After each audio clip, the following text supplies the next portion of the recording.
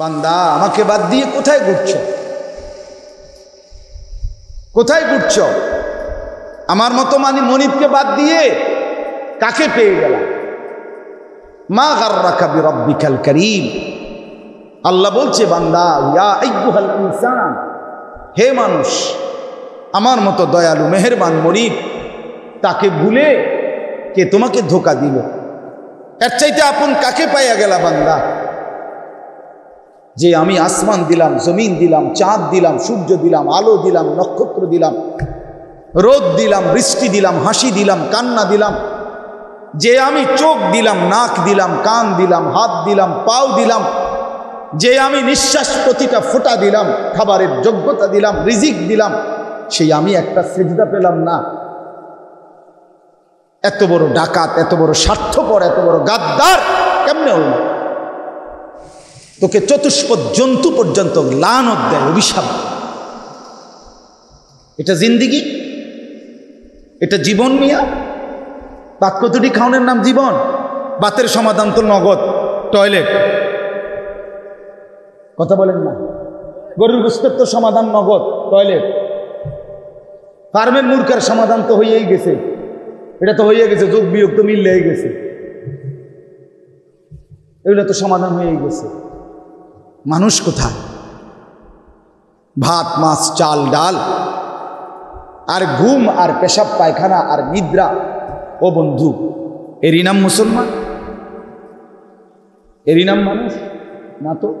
এটা তো জন্তু জানোয়ারেরও মিলতেছে। মিলতেছে কিনা বলেন না? জন্তু জানোয়ার খায় কিনা? জন্তু জানোয়ার ঘুমায় কিনা? জন্তু জানোয়ার পেশাব পায়খানা করে কিনা? জন্তু জানোয়ারের যৌন চাহিদা পূরণ হয় কিনা? কুকুর বিড়ালের বাচ্চা কাচ্চা আসেনি, তাহলে যৌন চাহিদা পূরণ হয়? তো তোমার আমার জিন্দিগি যদি হয় এটাই, খানা, ঘুম, আর পেশাব পায়খানা, আর যৌন চাহিদা পূরণ, লজ্জাস্থানের চাহিদা, এতটুকুর নামই যদি হয় জীবন, তো আমার মাঝে আর জানোয়ারের মাঝে পার্থক্য কি? হ্যাঁ বলেন? চাচারা বলেন, বাবারা বলেন, নওজোয়ানরা বলেন। আমার কথা শেষ। আমি মনে করাই দিলাম, যদি দিল নড়ে, এই আশা। যুবক ভাই, তুমি পাগল না, তুমি সুস্থ, স্বাভাবিক। তুমি চাইলে রাত দিন বরাবর করে মেহনত করতে পারো। যুবকের অসীম সম্ভাবনা, যুবকের শক্তি, সম্ভাবনা অসীম, অনেক কিছু করতে পারে। এই যে মাউন্ট এভারেস্টের চূড়ায় যে মানুষগুলো উঠতে যায়, প্রত্যেকটা যাত্রী জানে যে এই চূড়ায় উঠতে গেলে মৃত্যুর সম্ভাবনাই বেশি, কিন্তু এরপরও প্রতিদিন মাউন্ট হিমালয় পর্বতের উপরে মানুষ উঠার জন্য নওজোয়ানের একটা স্পিরিট থাকে। সে অসম্ভবকে অসম্ভব মনে করেন, সে বাধাকে বাধা মনে করেন, বাধা মনে করেন। এজন্যই তো যুবক আল্লাহ দিছে। আল্লাহ নিজে বলছে, কোরআনুল কারীমের মধ্যে আছে, আল্লাহ শক্তি শুধু যুবককে বলে। আল্লাহুল্লাযী খালাকাকুম, আল্লাহ তাআলা বলেন, আল্লাহুল্লাযী খালাকাকুম মিন দুফিন, আমি আল্লাহ তোমাদেরকে সৃষ্টি করেছি দুর্বল অবস্থা, শিশুকালটা। সুম্মা জাআলা মিন বাদি দুফিন কুওয়াতান, অতঃপর সেই দুর্বল শরীরে আমি দিলাম শক্তি, মানে যৌবন। সুম্মা জাআলা মিন বাদি কুওয়াতিন দুফান ওয়া শাইবা, পুনরায় আবার সেই শক্তিওয়ালা শরীরে দিলাম আবার ফিরাইয়া দুর্বলতা এবং বৃদ্ধ অবস্থা। বৃদ্ধ মানেই দুর্বল, দুর্বল মানেই বৃদ্ধ, ঠিক কিনা বলেন না? তাহলে ছোটবেলাটাও দুর্বল, বুড়াবেলাটাও দুর্বল, তাহলে শক্তি কখন? যৌবন যখন। বলেন না শক্তি কখন? আবার বলো না ভাইয়া, বলো তো। শক্তি তো তোমার, যৌবন তো তোমার, হিম্মত তো তুমি করবা। আমি অনুরোধ, এতগুলো ছেলে দেখে বললাম, এই গরমের মধ্যে আমরা সবাই কষ্ট করে বসছি, নিজের জীবন নষ্ট করে দিও না। আমি শেষ আবারও বলি, আমি আয়াতের তর্জমা বলতেছি, কিন্তু আমার মূল প্রথম বক্তব্য এটা। ছেলেরা, তোমাদেরকে বলি, ভাব, কেউ যদি তোমার খবর নাও নে, তোমার মা তোমার খবর নিল না, বাবা, আত্মীয় স্বজন কেউ আর তোমার ব্যাপারে কিছু বলে না, তুমি তোমার মতো চলো না রে বাপ। কেউ যদি খবর নাও নেয় তারপরেও নিজেরে নষ্ট করে দিও না, কারণ একাকী তুমি আল্লাহর সামনে দাঁড়াইতে হবে। এবং হাসরের ময়দানে কোরআনুল কারীমের মধ্যে আছে আল্লাহ তাআলা হাসরের মাঠের ব্যাপারে আল্লাহ তাআলা বলছেন প্রত্যেক বান্দাকে একজন একজন করে আল্লাহ তাআলার সামনে এনে দাঁড় করাবেন। ওয়াকুল্লুহুম আতিহি ইয়াউমাল কিয়ামাতি ফারদা। আল্লাহ তাআলা বলেন সকলকেই কিয়ামতের দিন একজন একজন, ফারদান অর্থ হলো ওয়াহিদান, মানে একজন একজন করে আল্লাহ তাআলার সামনে এসে দাঁড়াতে হবে। এবং আল্লাহ তাআলাই বলবেন লাকাদ জিতুমুনা কামা খালাকনাকুম আউয়ালা মাররা। বান্দা, প্রথম যেদিন আমি তোমাকে দুনিয়াতে মায়ের পেটে একাকী বের করেছিলাম, আজ সেই একাকী আবার আমার সামনে ফিরে আনো। কাজেই এটাই বাস্তবতা দোস্ত আমার, বন্ধু আমার, বাপ আমার, আলাদা আমাদেরকে হতেই হবে, পৃথক হতেই হবে, ইচ্ছায় হোক অনিচ্ছায় হোক। আমি চাই কিংবা না চাই, আলাদা আমাকে হতেই হবে। এবং নিজের চিন্তা, নিজের ফিকির একাকী শেষ পর্যন্ত করতে হবে। কোরআনুল কারীমের মধ্যে আছে লিকুল্লি ইমরিইন মিনহুম ইয়াউমাইদিন শা'নুন ইউগনি। কিয়ামতের দিন প্রত্যেকেই শুধুই কেবল নিজেকে নিয়েই ব্যস্ত থাকবে, নিজেকে নিয়েই। কোরআনুল কারীমের মধ্যে আছে আল্লাহ তাআলা বলেন, ওই বেটা, বাংলা বোঝো না কথা বেটা, ফালতু কোথাকার বেটা।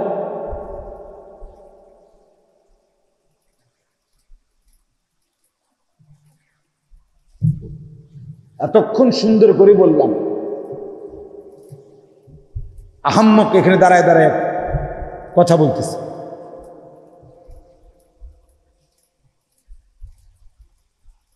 কি বলতেছিলাম আমার মনে ভুলে গেছে।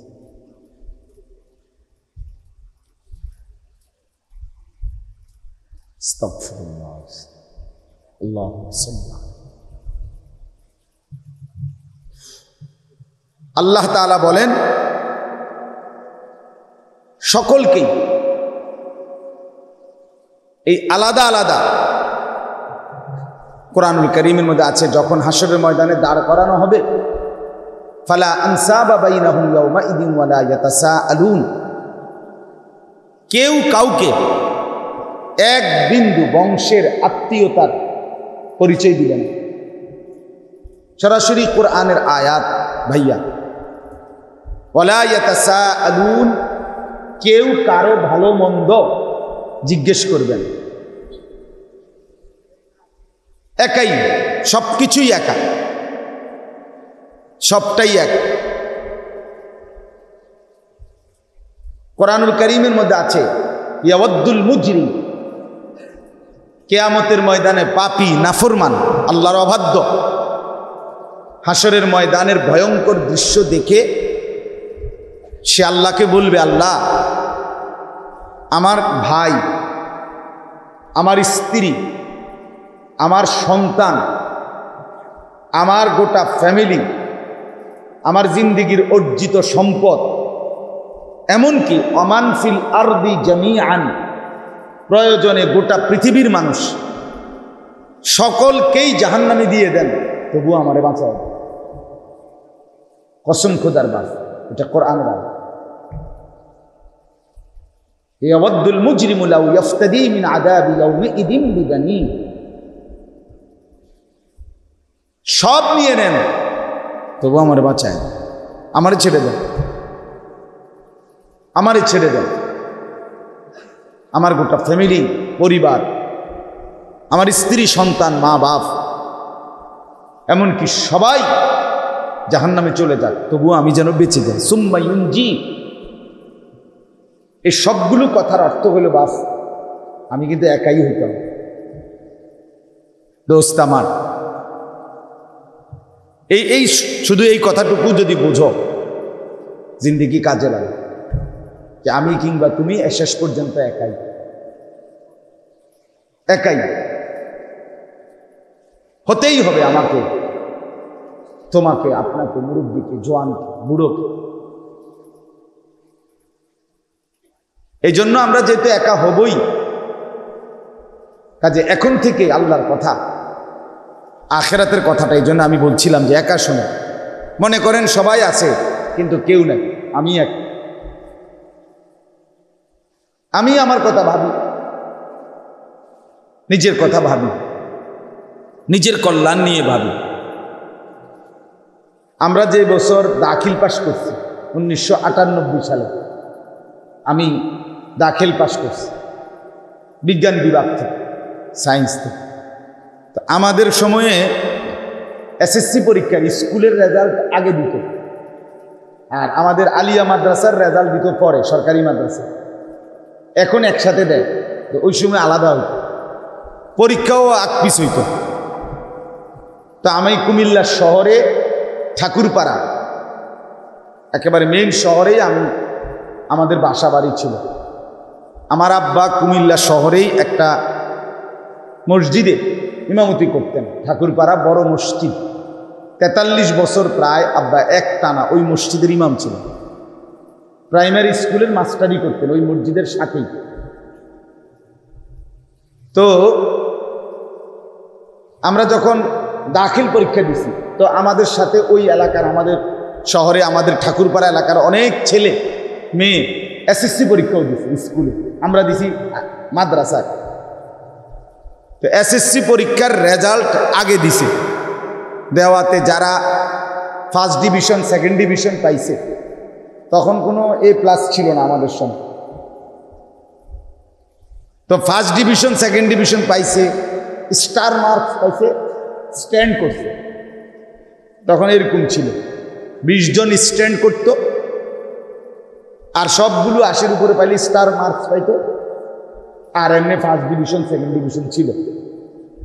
তো এসএসসির রেজাল্ট যখন দিল, পুরা মহল্লার মধ্যে বেশিরভাগই তো স্কুলের ছেলে মেয়ে, খুব আনন্দ ফুর্তি, বিভিন্ন বাসায় মিষ্টি টিষ্টি দিতেছে, নিতেছে। আমাদের বাসাতেও দিছে অনেকে, যেহেতু ইমাম সাহেব হুজুরের বাসা, স্বাভাবিকভাবে আমগো বাসাতেও অনেক অনেক ছেলে মেয়ের বাবা মারা মিষ্টি পাঠাইছে। তো আমার সাথে ওই মাদ্রাসায় পরীক্ষা দিছে দাখিল, এরকম একটা ছেলে ছিল। ওই তো আমারে বললো, কয় দোস্ত, আমরা দুইজনের রেজাল্ট আবার পরে দিব, কোন দিন দিব কইতারি না, অথচ এখন একটা আনন্দ মজা, সবাই ফুর্তি, এই মজাটা তো আর পাবো না আমরা রেজাল্টের সময় আমরা হুদা দুইজন। কয় ল, আমি আর তুই দুজনই কইয়ালাই যে ফার্স্ট ডিভিশন পাইছি। বুঝছিনি কথা, মানে আমি এই কথাটা কওয়ার জন্য করতেছি মূলত। মানে ওই আমারে বুদ্ধি দিল কি যে ল কইয়ালাই, আমরা দুজনে, আমরাও ফার্স্ট ডিভিশন পাইছি, তাইলে একসাথে মজা করি, আনন্দ করি।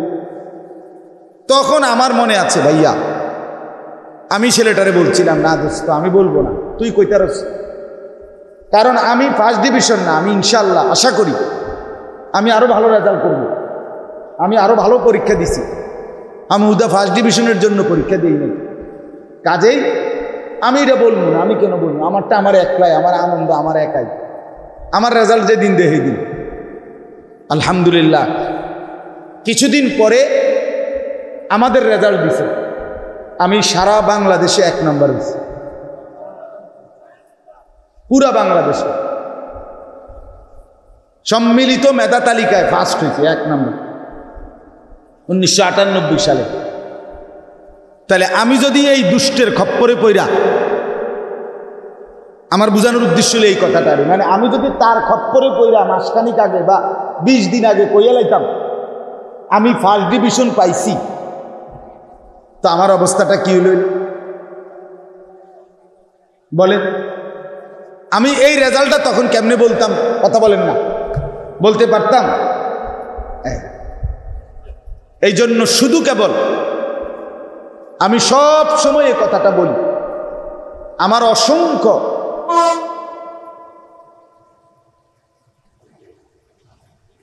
এখানেই ট্রেনের রাস্তা, মাশাআল্লাহ।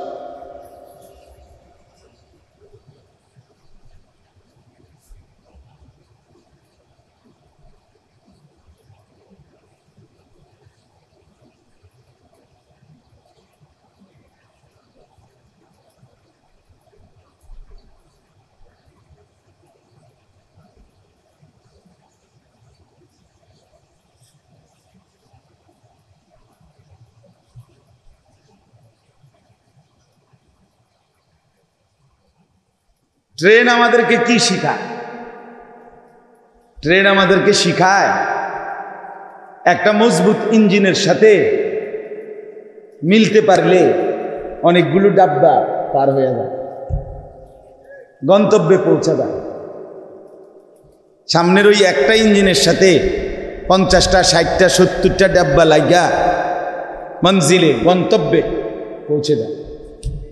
এই জন্য কোনো একজন আল্লাহওয়ালা মুত্তাকি দিনদার আল্লাহ ভীরু আলেমে দ্বীনের সাথে যদি কেউ সম্পর্ক থাকে, এই ডাব্বা লাগাইতে পারে, আশা করা যায় তার পিছনে পিছনে ওই মানুষগুলোও আল্লাহর রাস্তা পেয়ে যায়, আখিরাতের সন্ধান, জান্নাতের রাস্তা মিলে।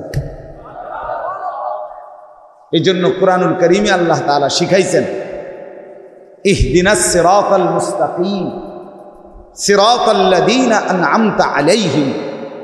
আল্লাহ আপনি আমাকে সরল সঠিক পথ দেখান, আর আমি নিজে আমার দায়িত্বে বের করার দায়িত্ব ছেড়ে দিয়েন না।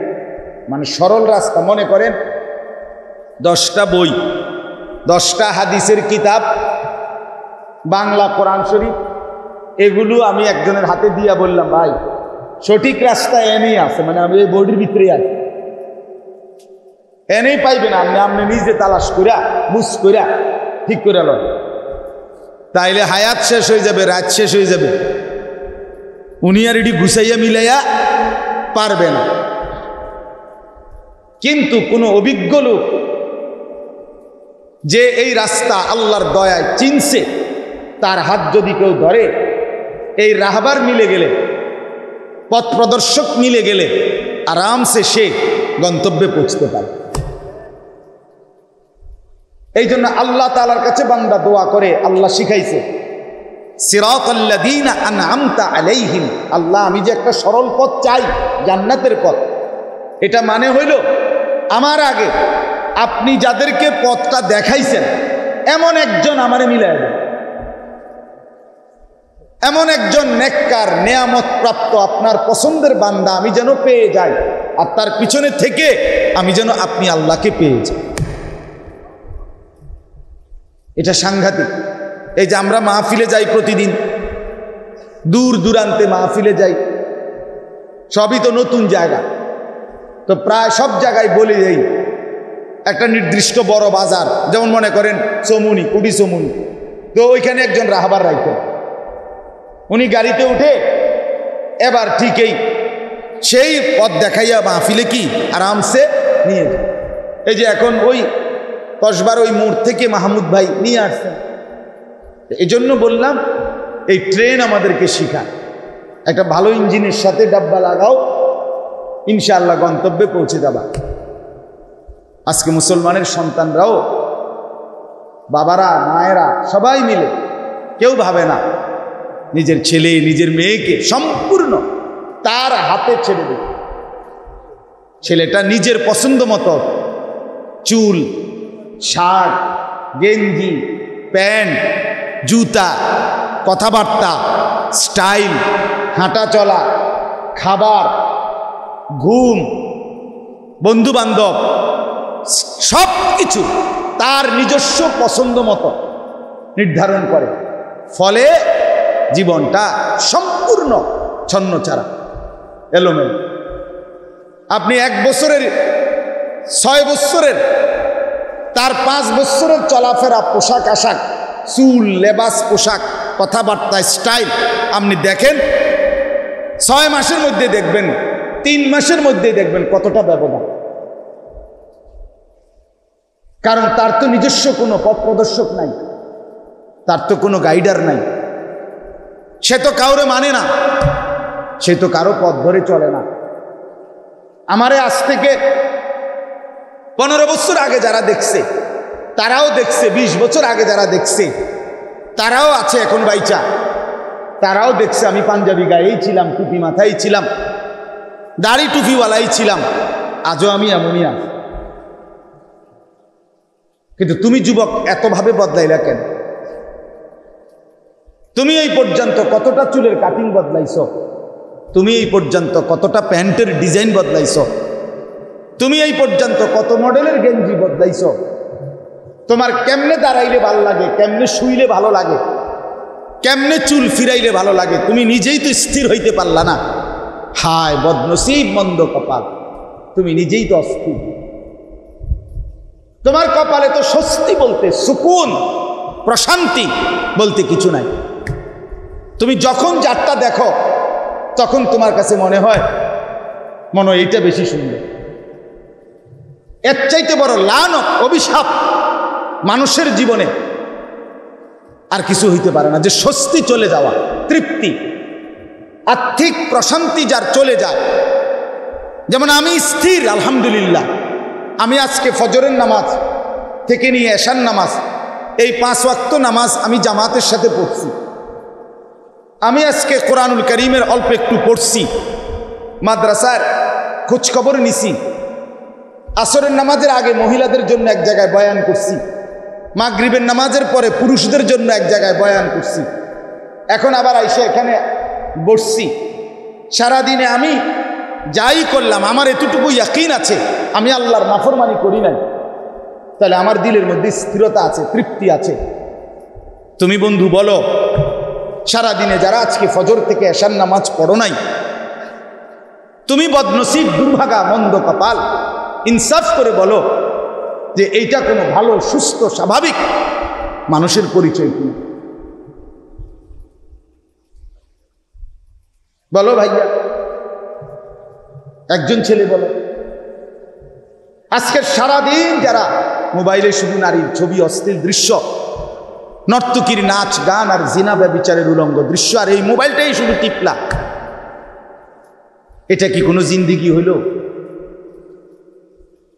এটা কি আসলেই ভাইয়া কোনো জীবন হইল?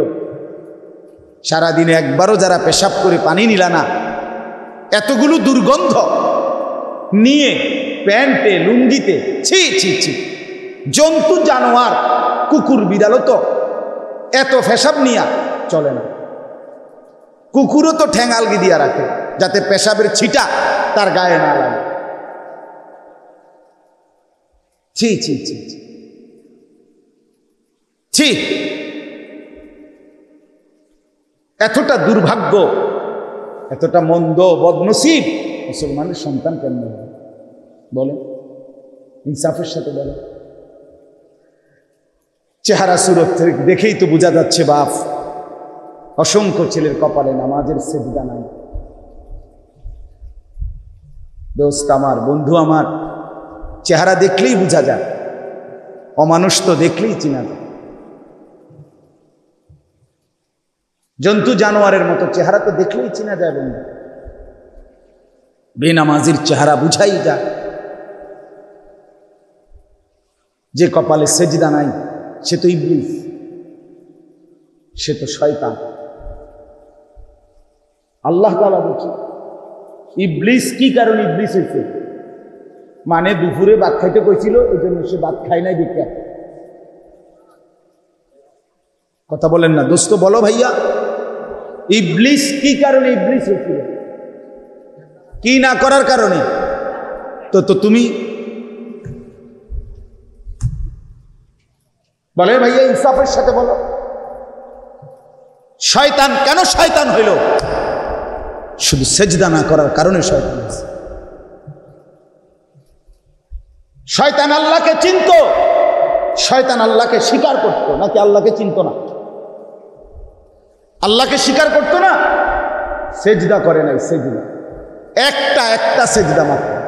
কয়টা? একটা। এক সেজদা দিয়ে 1 রাকাত হয় না।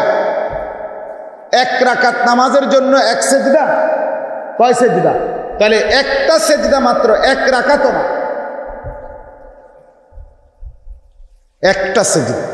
কোরআনুল কারীমের মধ্যে আছে, মা মানাআকা আল্লা তাসজুদা ইদ আমারতুক। ইবলিসকে আল্লাহ বলছে, কিসে তোমাকে বাধা দিল বেঈমান? আমি তোমাকে আদেশ করার পরেও সেজদা দিলা না। ক্বালা আনা খায়রুম মিনহু। ইবলিস বলল, আমি আদম থেকে উত্তম। আদমকে বানিয়েছেন মাটি থেকে, আমাকে বানিয়েছেন আগুন থেকে। মাটি যতই ভাঙ্গে নিচের দিকে যায়, আগুন যতই লাগে উপরের দিকে উঠে, আগুন লাগলে উপরের দিকে উঠে, মাটি ভাঙলে নিচের দিকে যায়। অতএব মাটি তো নিচের দিকে থাকবে, আগুন তো উপরে থাকবে। আমি তো আগুনের তৈরি। খালাকতানি মিন নারিন ওয়া খালাকতাহু মিন তিন। রব্বুল আলামিন সাথে সাথে বললেন, বেঈমান, একে তো সেজদা দিলি না, আবার অহংকার করলি। ফামা ইয়াকুনু লাকা আন তাতাকাব্বারা ফিহা। আমি আল্লাহর সামনে অহংকার সাজে না, কাজেই ফখরুজ, জীবনের তরে বেরিয়ে যাও। ফা ইন্নাকা রাজিম, তুমি অভিশপ্ত। সরাসরি কোরআনে আল্লাহ বলছেন তুই অভিশপ্ত, তুই রাজিম, মালউন, অভিশপ্ত, লানতের যোগ্য। ওয়া ইন্না আলাইকা লানাতা ইলা ইয়াউমিদ্দিন। আল্লাহ বলছে, বেঈমান, কিয়ামতের দিন পর্যন্ত তোর উপরে আমি আল্লাহর লানত চলবে।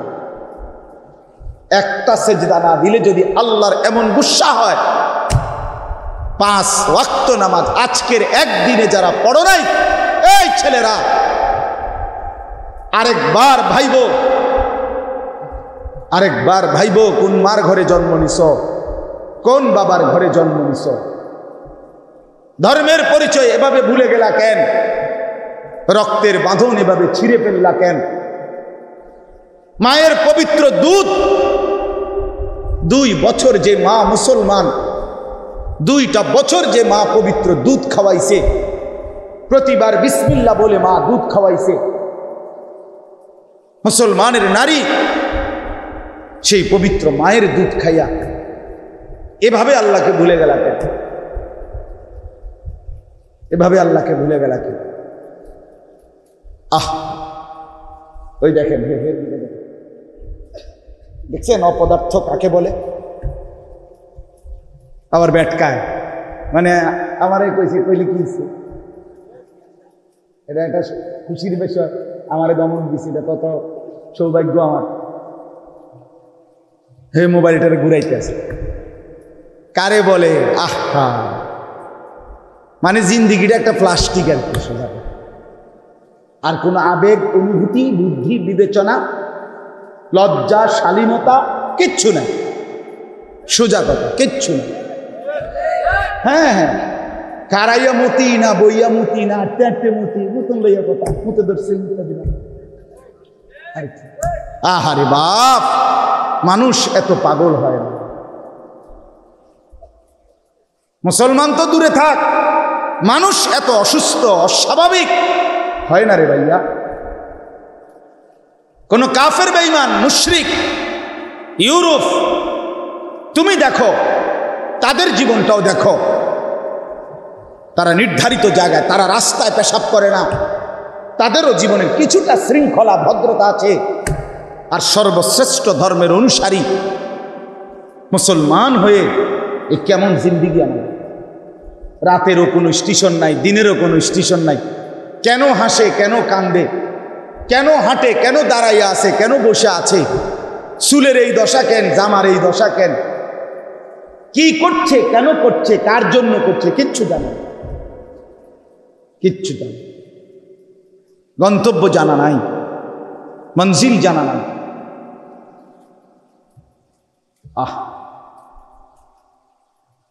হায় আল্লাহ আমাদেরকে মাফ করে দেন।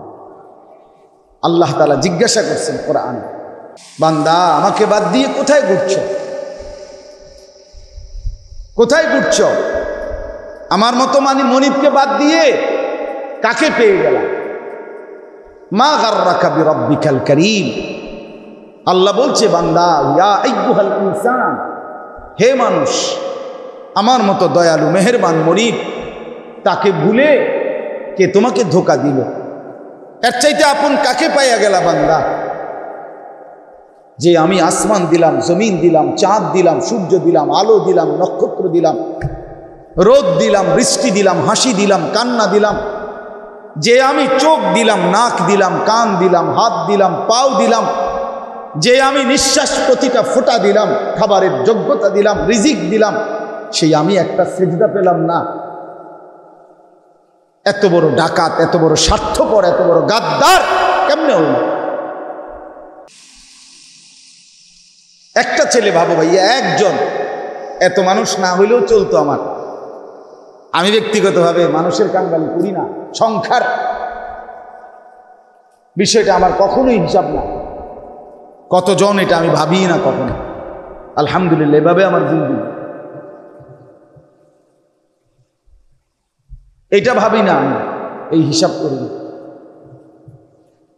আমি এখানেও বলছি, এই সোমবার দিন যেদিন ঘূর্ণিঝড় হইল, পুরা বৃষ্টি হয়েছে কিনা আপনাদের দিকে? এই ফুল বৃষ্টি হয়েছে, একেবারে পুরা বৃষ্টি হয়েছে কিনা? বিকালে, সন্ধ্যায়, মাগরিবের পরে, এশার সময়। আমি আলহামদুলিল্লাহ, আমার 2টা মাহফিল ছিল এই সোমবার দিনেও। এই পুরা বৃষ্টিতে কসম খোদার আমি দোনো মাহফিলে, দোনো মসজিদে বয়ান করছি পুরা এই ফুল বৃষ্টিতে। প্রথম মসজিদে বয়ান করছি যেখানে 60-70 জন মানুষ হয়েছে। এই পুরা বৃষ্টি মসজিদের কোণা একটা সৌর বিদ্যুতের চিকন ছোট্ট কত লাইট জ্বলে দেয়, এইটা শুধু জ্বলছে, আর একটা শ্রোতা আমি দেখি না, কিচ্ছু দেখছি না। আমি কইলাম যে আপনারা পরে এক সময় আমারে দেখে লইলেন, আন্দারে শুনে পরে আমি আরেকদিন আমি আলোর মধ্যে একদিন চাইয়া লই। এখন শুনেন, হ্যাঁ, এসার পরে আবার আইসা ক্যান্টনমেন্ট কুমিল্লা আবার বয়ান করছি পরের মাহফিলে মসজিদে। পুরা বৃষ্টি হইতেছে, গল্লির রাস্তাটা পানিতে একবার ভাইসে গেছে। আমি ওইটার মধ্যেই পাও এই পর্যন্ত, এই ভিজা ভিজা মসজিদের ঢিকা। আলহামদুলিল্লাহ বয়ান করছি। এটা বুজুর্গি বুঝানোর লেগে বলতেছি, আপনার কাছে কেরামতি হুনাইতে আইছে, বুঝাইতে চাইলাম আল্লাহর কথা বলা, এটাই মাকসাদ। বলে যাওয়া ফেরিওয়ালার মতো। ফেরিওয়ালা প্রত্যেক গলিতেই চিল্লায় কিনা বলেন? ফেরিওয়ালা জানে গত 2 ঘন্টা যাবত একজন কাস্টমার আসে নাই, তার মালটা কেউ চায় নাই, কিনেও নাই, তবুও ফেরিওয়ালা তার জবান, তার বলা, ডাক দেওয়া বন্ধ করে ফেরিওয়ালা বলেই যায়। আমরা ফেরিওয়ালা, আখিরাতের ফেরিওয়ালা। এই জন্য বিশ্বাস করি যে শেষ নিঃশ্বাস পর্যন্ত তৌফিক দিলে আল্লাহ বলেই যান। আমি সেদিনও আলেমদের এক বড় মজমা হয়েছে এক জায়গায়, তো সব আলেমকে একসাথে কইলাম, মিয়া দফাদফি করে কতক্ষণ মেহনত করে বলে যান আল্লাহর কথা, মেহনত দিনই কাজ করে যান, হুলুস্থুল করে করেন, কইরা কবরে চলে যান। বাকি আমরা কবরে যাইগা, ফেরেস্তা পরে মিলে বুড়ি কাগজ কলম লিখবো, কিতা হয়েছে না হয়েছে হেতে বুঝি ফেরেস্তা বলি। এত কিছু বুঝাই হতাম, তুমা ধুম বলে যান খালা, আল্লাহর জন্য বলতে বলতে চলে যাও। কবি ইধার কবি উধার, কবি জমি পর কবি আরশ পর, কবি দর বদর, কখনো এদিকে কখনো সেদিকে, কখনো নিচে কখনো উপরে, কখনো দুয়ারে দুয়ারে। গত বৃহস্পতিবারে আমার আসরের পরে বয়ান ছিল এক জায়গায়, মাগরিবের পরে, এশার পরে। তো আমি জোহরের টাইমে আমার একজনে বলছে, হুজুর আমাগো এলাকার আমার যাওয়ার পথে 2 জন হাজি সাহেব, ওনারা জামাই বউ, স্বামী স্ত্রী হজে যাবে। ওই স্ত্রী আবদার করছে আমার নাম বলেও স্বামীর কাছে, যে হুজুরে যদি যাওয়ার সময় আমরা হজে যাবো, 10টা মিনিট কদ্দুর কথা আমারে বলে যাইতো নসিহত, তাইলে আমার ভাল লাগতো একটু। একজন মহিলা, আমি আলহামদুলিল্লাহ আমার শুনাইছে, বলছে কথাটা জানাইছে আমাদের একজন সাথী। আমি বলছি আপনি বলেন, আমি এখন যাওয়ার কথা আইতে আছি, একজনেরই কইয়া যান, সমস্যা নেই। পরে আবার ওই এক মহিলারে বলার জন্য ওনার বাড়িতে গেছি, আধা ঘন্টা 30-32 মিনিট আল্লাহর কথা, হজ্জের গুরুত্ব ওনারে বলে, ওনার স্বামী পাশে বসা, উনি পর্দার আড়ালে ওইদিকে বইছে। এই একজন শ্রোতা, ওই মহিলা একজনই, তাকেই বলে এরপরে মাহফিলে চলে গেছে। আমার বন্ধু বলতে থাকা, আল্লাহর জন্য বলতে থাকা, এখানে সংখ্যা কোনো বিষয় নয়, সংখ্যা কোনো বিষয়। এই শত শত নওজোয়ানকে নামাজি কে বানাবো? তোমরা কোন দিন নামাজ পড়বা? কোন দিন মনে পড়বে তোমরা মুসলমান? কোন দিন মনে পড়বে তোমার উপরে ফজরের নামাজ ফরজ? আর কোনো দিন পড়বা না, তোমার আর কোনো দিন মনে পড়বে না।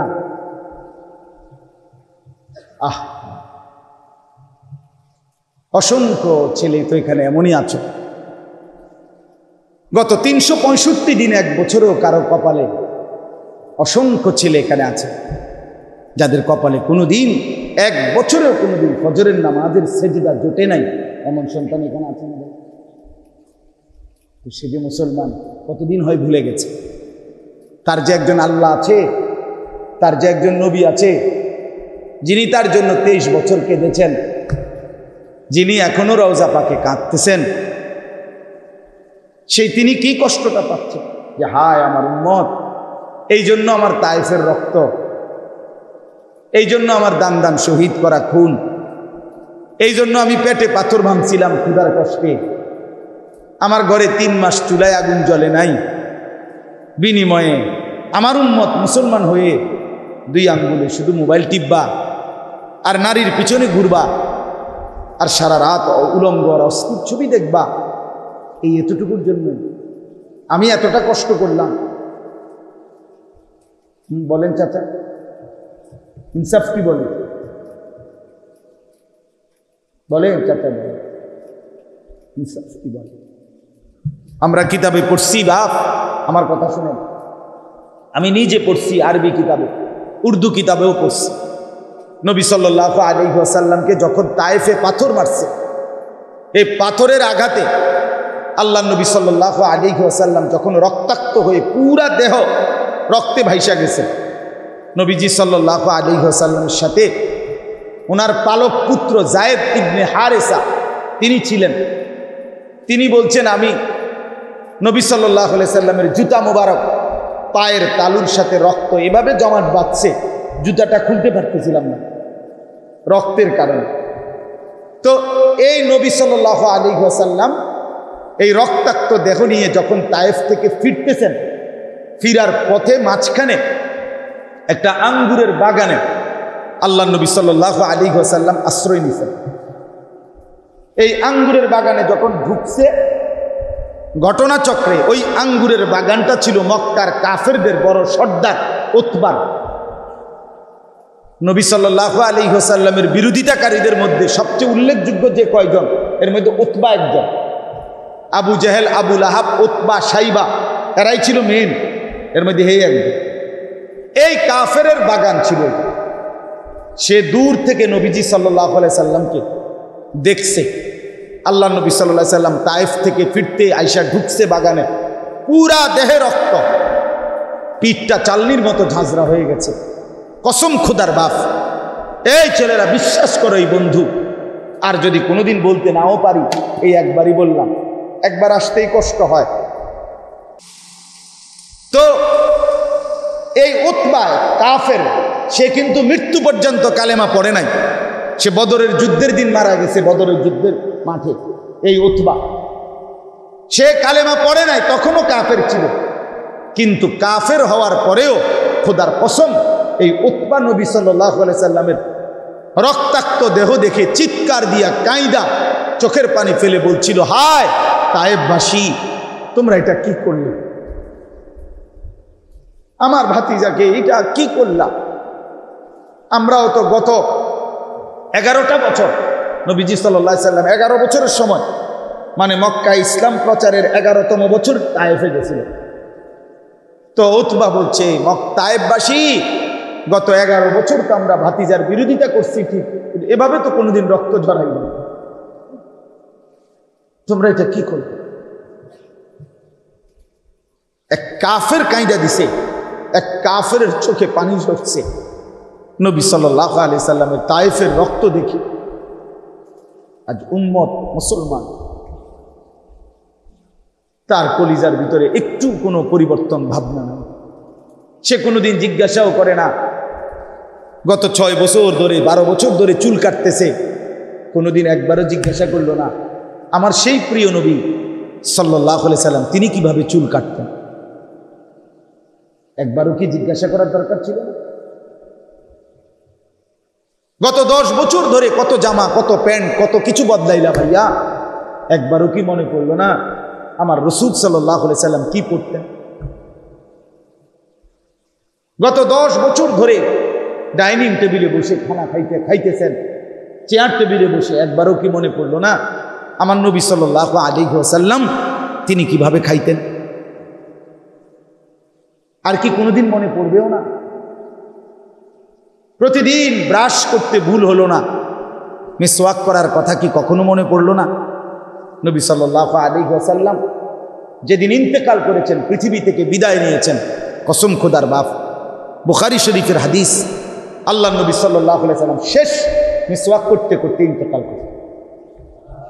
এজন্য শেষ নবীর শেষ আমল মিসওয়াক। আখিরি নবীর আখিরি আমল কি? চাচারা বলে, যাদের বয়স চলে গেছে 60 বছর, আপনি কোনোদিন মিসওয়াক করলেন না? আপনি না নবী সাল্লাল্লাহু আলাইহি সাল্লামকে ভালোবাসেন চাচা? আপনি না আশেক? আপনি না প্রেমিক? আপনি না নবীর ভালোবাসায় গজল শুনলে কাঁদেন? আপনি না নবী সাল্লাল্লাহু আলাইহি সাল্লামের জন্য গজল গাইলে চোখ দিয়ে আপনার পানি আসে? তো গজল শুনলেই যার চোখে পানি আসে, সেই নবী সাল্লাল্লাহু আলাইহি ওয়াসাল্লামের সুন্নাত পছন্দ হলো না কেন?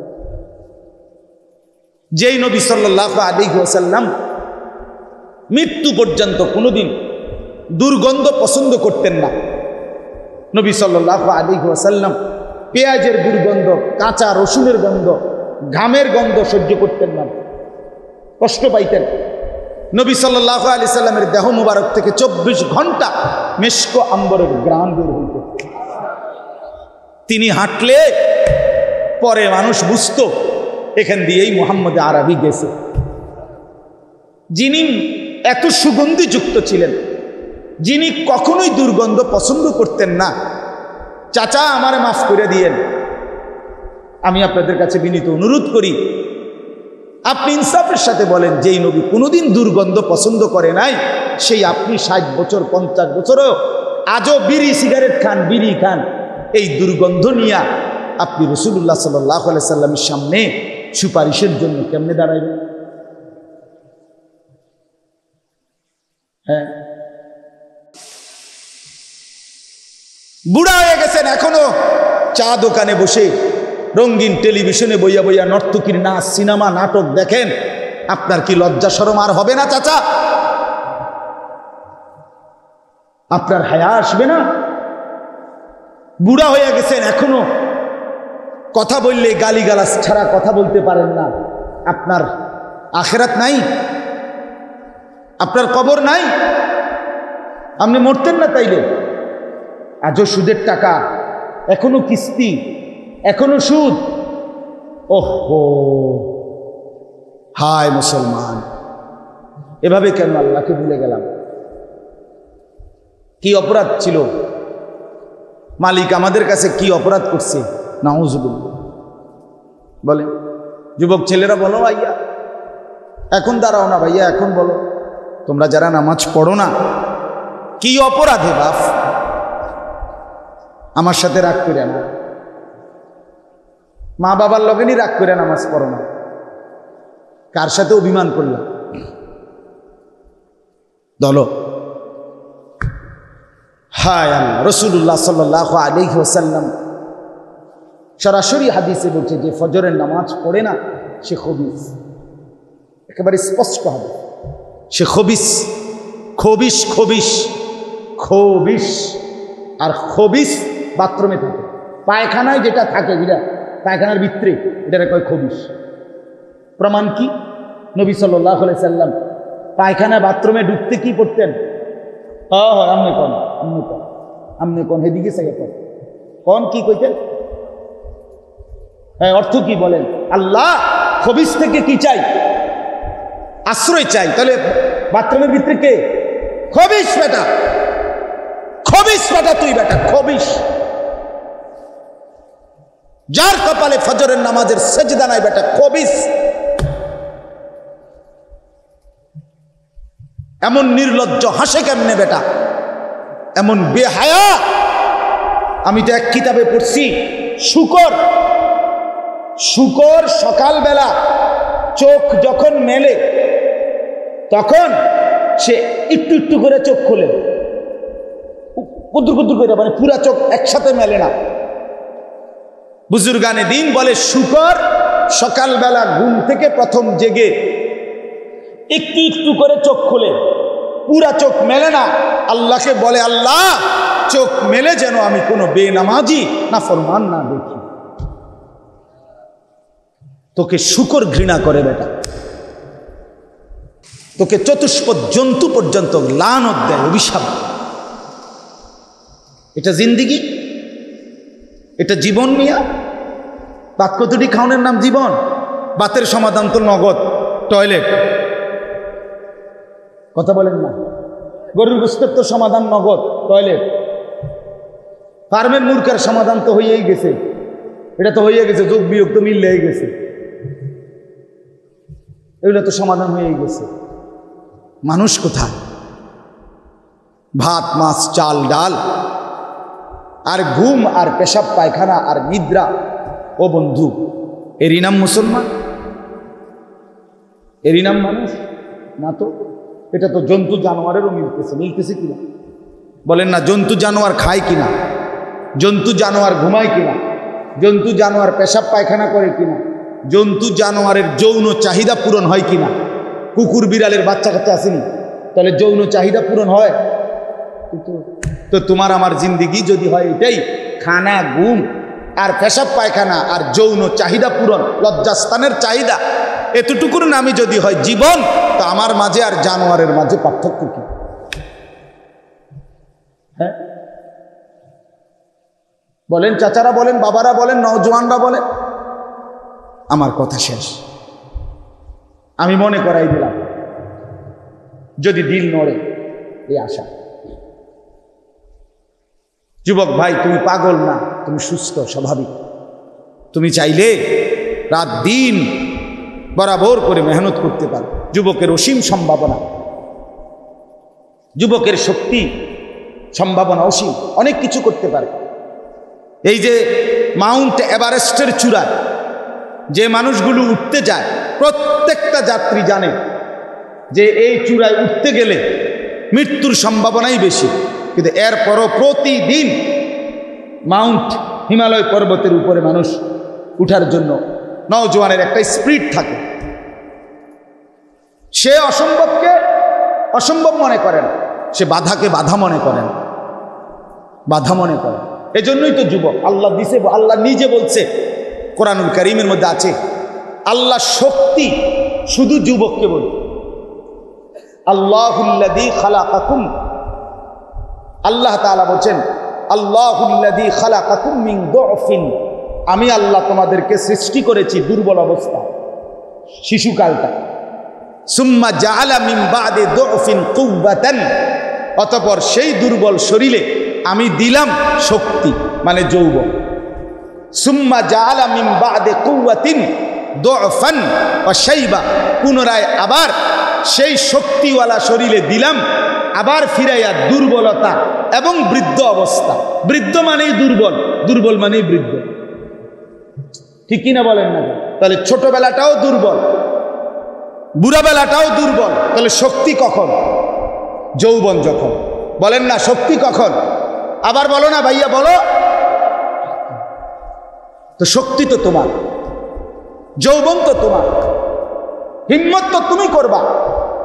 আমি অনুরোধ, এতগুলো ছেলে দেখে বললাম, এই গরমের মধ্যে আমরা সবাই কষ্ট করে বসছি, নিজের জীবন নষ্ট করে দিও না। আমি শেষ আবারও বলি, আমি আয়াতের তর্জমা বলতেছি, কিন্তু আমার মূল প্রথম বক্তব্য এটা।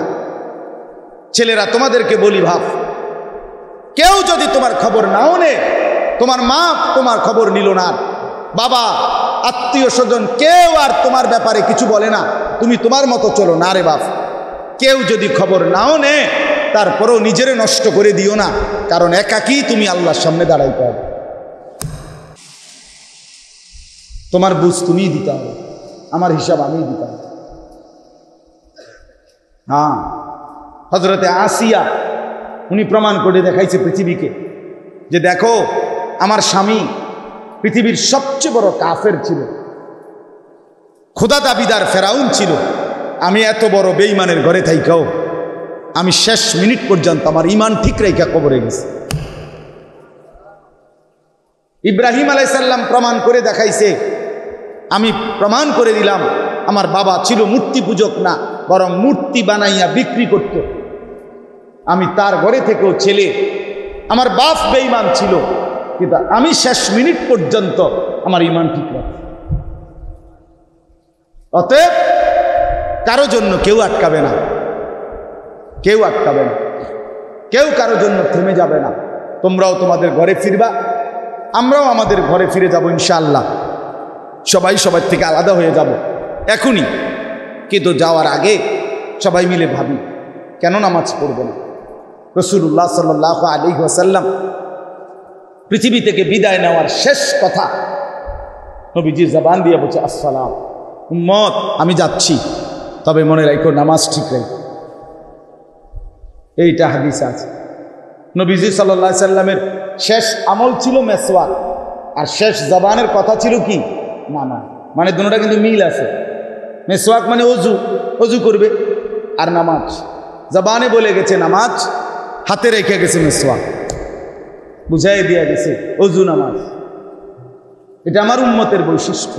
না পাক কোনো মুসলমানের পরিচয় না। পেশাব কইরা পানি লয় না, এই অপদার্থ, এটা কোনো মুসলমানের পরিচয় না। খারাইয়া মতো আর বইয়া মতো আর চিত্তিয়া মতো, যার প্যান্টে লুঙ্গিতে পেশাব, তুমি অপদার্থ। এটা মনে, তুমি সুস্থ না, স্বাভাবিক না। স্বাভাবিক মানুষ এমন। আপনি নইলে প্রমাণ দেখেন, ওই কুলের বাচ্চা, 6 মাসের বাচ্চা, আমি সবসময় বলি 6 মাসের বাচ্চাও কুলের মুখটা দিলে চিৎকার শুরু করে, কান্দে। কান্দে কিনা কোন কি মানে কি? হেতের মারে ডাকে, কাইন্দা মুইতা লাইছি হাফ প্যান্ট বদলাও, হাফ প্যান্ট না বদলান পর্যন্ত সে কান্না থামায় না। আর এত বড় দামরা খাড়াইয়া মুতে মুইতা ফানি লয় না। ছি ছি ছি ছি ছি ছি ছি ছি। আত্মমর্যাদাও যদি কুদ্দুর থাকে, ঠিক কিভাবে হয় রে ভাইয়া? আল্লাহ আমাদেরকে বুঝ দান করেন, আল্লাহ আমাদেরকে বুঝ দান করেন। চলেন ভাইয়া, নওজোয়ান সবাই মিলে ফিকির করেন। হযরত ওমর রাদিয়াল্লাহু তাআলা আনহু 10.5 বছর মুসলমানদের খলিফা ছিলেন। ফজরের নামাজের ওয়াক্তে উনাকে এক দুশ্মন নামাজ অবস্থায় ছুরি মারছে কোমরে। ইমামতি করতেছিলেন ওমর মসজিদে নববীতে। কসম খোদার, আমরা কিতাবে পড়ছি, উনি পিছন থেকে ওনার বরাবর সাহাবী আব্দুর রহমান ইবনে আউফ রাদিয়াল্লাহু তাআলা আনহুকে টেনে ইমামের জায়গায় দাঁড় করাইয়া রক্তাক্ত দেহ নিয়া রক্ত ফিনকি দিয়া ভাইসা যাচ্ছে। এই অবস্থায় তিনি বলছে, ওমর, আব্দুর রহমান, আগে ফজরের নামাজ শেষ করো, এরপর আমার ধরো, আগে নামাজ। হযরত খুবাইব, নবী সাল্লাল্লাহু আলাইহি সাল্লামের একজন সাহাবী ছিলেন, খুবাইব ইবনে আদি। ওনাকে মক্কার কাফেররা ফাঁসিতে ঝুলাইছিল। এই ফাঁসিতে যখন রশি বাঁধ দিছে খেজুর গাছের সাথে, আমরা কিতাবে পড়ছি মক্কার কুরাইশ আবু সুফিয়ান ওনাকে বলছিলেন, খুবাইব, মৃত্যুর পূর্বে ফাঁসির আসামিকে শেষ ইচ্ছা পূরণের সুযোগ দেওয়া হয়, তোমার সেই শেষ ইচ্ছাটা কি বলো।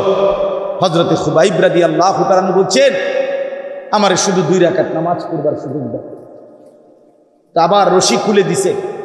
উনি রক্তাক্ত দেহ নিয়ে তায়াম্মুম করে 2 রাকাত নামাজ পড়ছে। বুখারী শরীফে হাদিস আছে, বুখারীতে সর্বশ্রেষ্ঠ কিতাবে এই সাহাবী খুবাইব নামাজ পড়ে সালাম ফিরাইয়া উনি বলছে, ফালাস্তু বালি হিনা উক্তালু মুসলিমান, আর আমার কোনো পরোয়া নাই, আমি আল্লাহর অনুগত হয়ে মুসলমান হয়ে মরছি। আলা আইয়ি শিক্কিন কানা লিল্লাহি মাসরাই, হে কাফেররা, আল্লাহর জন্য যেহেতু জীবন দিচ্ছি, এবার আমার লাশ তোমরা যেদিকে মন চায় সেদিকেই ফিরাও, আর যা ইচ্ছা তাই করো। কিতাবে আছে যে ওনারে বলছিল একজন কাফের যে, তোকে হত্যা করে ফাঁসিতে ঝুলাইয়া এখন ছাগলের চামড়া যেভাবে ছিলে ফেলে, তোর চামড়া এভাবে ছিলে ফেলবে। এই তখন উনি এটা বলছিলেন, এই কারণে আমি যেহেতু আল্লাহর জন্য মরছি, অতএব ছিঁড়ে ফেলো আর ফাইরা ফেলো, কোনো সমস্যা নাই, আমি আল্লাহর জন্য সেজদা দিয়েই যাচ্ছি।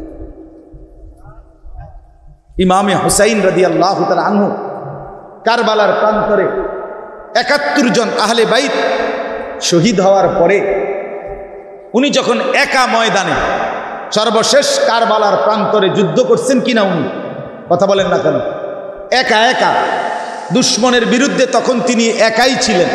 এই একা অবস্থায় জোহরের নামাজের ওয়াক্ত হয়েছে, কিতাবে আছে উনি ওই দিকে দুশ্মনদের দিকে ফিরে বলছে, জোহরের ওয়াক্ত হয়ে গেছে, যুদ্ধটা একটু থামাও, আমারে জোহরের নামাজ পড়তে দাও, আমি ময়দানেই জোহর করব। তখন ওই পাশ থেকে সীমার জিল জৌসান, সীমার এই যারে আপনারা সীমার বলেন, সে ওই পাশ থেকে বলছে, হোসাইন তোরে জোহরের নামাজ পড়তে দেওয়া হবে না, বরং জোহরের নামাজের আগেই তোমার গর্দান দেহ থেকে আলাদা করে দেওয়া হবে। উনি একটা চিৎকার দিয়ে বলছে, সীমার তোর যা মন চাই তুই তাই করিস, আমি নিয়ত বাঁধলাম আল্লাহু আকবার, আমি সেজদা দিয়েই জীবন দেব। বন্ধু আমার, জিন্দিগি শুধু জিলাফি না, জিন্দিগি শুধু বিরিয়ানি না, জিন্দিগি শুধু খিচুড়ি না, জিন্দিগি শুধু নারী না, জিন্দিগি মানে একটা মোবাইল না, জীবন মানে একটা মোটর সাইকেল না, জীবন মানে অনেকগুলো মেয়ে দেখা না। যেই নারী তোমার খুব আগ্রহ সেটা এমনি মিলবে, এইটা মিলবেই। এই বাপ দাদা 14 গোষ্ঠী বিয়ে করতে করতে এই পর্যন্ত আইছে, আমার কথা কয় না, এটা একটা আশ্চর্য। কিতা এটা কি মানে আপনি কর না, এটা কিতা, এটা তো একটা স্বাভাবিক বিষয়। নাইলে আমি আর তুমি আসলাম করতে কে ভাইয়া? এক নারী পুরুষের পবিত্র বন্ধন যদি নাই হতো তা আমি আর আপনি আসলাম করতে, এটা তো একটা সহজ বিষয়। স্ত্রী তো মিলেই যাবে, একজন উপযুক্ত নারী তো মিলেই যাবে, আল্লাহর ফয়সালা এটা। এটার জন্য এরকম কুত্তার মতো হয়ে যাওয়ার কি আছে? এই বেটা, সারা রাত এত কুত্তার মতো এত নারী দেখার দরকার কি আছে বেটা? তুই মানুষের বাচ্চা না বেটা, তো মুসলমানের ঘরে জন্ম নাও নাই বেটা, তোমার বাপ মুসলমান না, তুমি ভুলে গেলা কেমনে? বাপেরে এত বড় বেজ্জতি করলা কেন? মারে বেজ্জতি করলা কেন? তোমার বাবা মা তো হালাল বাবা মা, তাদের পবিত্র বন্ধনে বিবাহের সূত্রেই তো তুমি জন্ম নিয়েছ। নিজের পরিচয় ভুলে যাওয়া, ছি ছি ছি, এটা তো কাপুরুষ। আমরা সেদিনও বলছি, এই যে ফিলিস্তিন যেখানে এখন যুদ্ধ হয়, গাজা, নাম জানেন এই জায়গাটার নাম? ইসরায়েলের ইহুদিদের সাথে যে যুদ্ধ করছে যারা, গাজার মানুষ, এই মুজাহিদরা গাজার মুজাহিদ, ওই জায়গাটার নাম আর কি গাজা। তো এরা আজকে 1 কোটিও মানুষ না, এই পুরা গাজার মানুষই হলো 50-50 লাখ। এখান থেকে মুজাহিদ অল্প কয়জন, এরা মাটির নিচে থেকে যুদ্ধ করতেছে আজকে 8 মাস।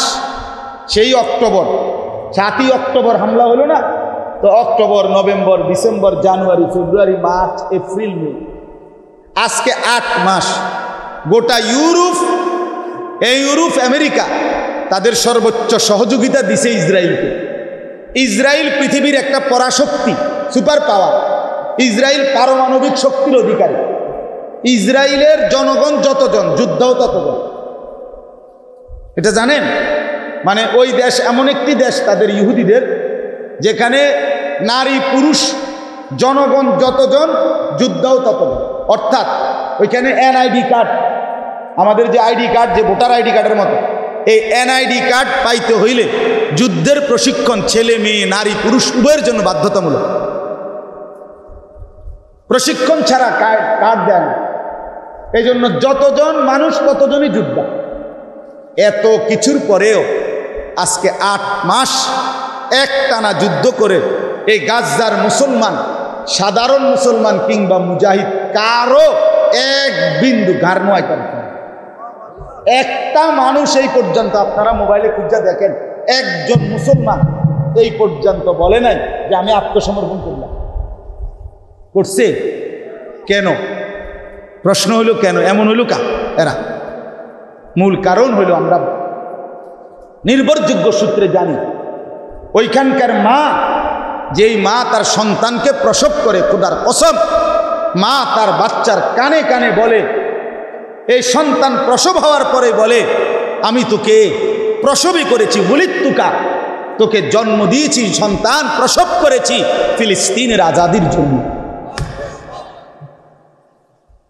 মসজিদ আকসা, বাইতুল মুকাদ্দাস আজাদ করার জন্য আমি তোকে জন্ম দিয়েছি। করে 10 মাস পেটে বসছিল, তুই জীবন দিবি, এই জন্যই তোকে প্রসব করছি, বাঁচার জন্য না, জীবন দেওয়ার জন্য। এই জন্য এরা এতটা মজবুত, এগরে হারাইতে পারবে না। আজ কিংবা কাল ইনশাআল্লাহ, ইনশাআল্লাহ দেখবা ইসরায়েল হেরে গেছে, ফিলিস্তিন জিতে গেছে। কোনো সন্দেহ, কোনো সন্দেহ নাই, এক বিন্দু সন্দেহ।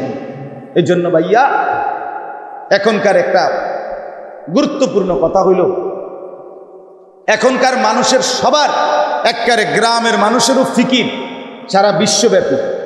দেখবেন যেই ছেলেটা তার একটা চুল, শুধু চুল কাটছে, তে এটাও চায় ফেসবুকে দিতে, সারা বিশ্বে ছড়াই দিতে, ঠিক কিনা বলেন? দেড় বুড়া বেড়া, তুইও সারা বিশ্ব নিয়ে হাইতে চিন্তা। মানে প্রত্যেক মানুষের ফিকির এখন বিশ্বব্যাপী, ওয়ার্ল্ড ওয়াইড, সারা বিশ্বব্যাপী গ্লোবালাইজেশন, বিশ্বায়ন এর যুগে।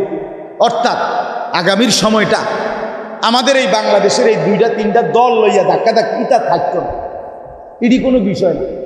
বিষয় হলো সারা পৃথিবীব্যাপী, সারা পৃথিবীব্যাপী বন্ধু, একদিকে ইমানদার, আরেকদিকে বেঈমান, এই দুইটাই গ্রুপ হবে। একদিকে মুমিন, একদিকে কাফের। দেখার বিষয় হলো তুমি তখন কোন দলে থাকবে।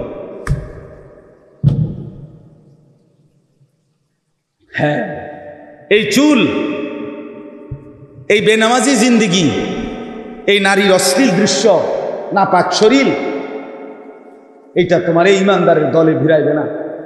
মনে রাখবে, ভাত না খাওয়া সমস্যা না, কামাই রোজগারি একটু কম হওয়া এটা অসুবিধা না, কিন্তু ইমান চলে যাওয়া এটা বড় অসুবিধা। কথা বলেন না কেন? তোমার ইনকাম মাসে 30,000, আমার 18,000, এটা কোনো অসুবিধা নাই, আমি 18,000 টাকা দিয়ে মিলে নিতার মুখ। তুমি কাতলা মাছ কিনলে, আমি ফাঙ্গাস মাছ কিনলাম, মোটামুটি খানা তো হয়ে গেছে। কথা বলেন না কেন? এটা সমস্যা না বাস, এটা কোনো অসুবিধা না।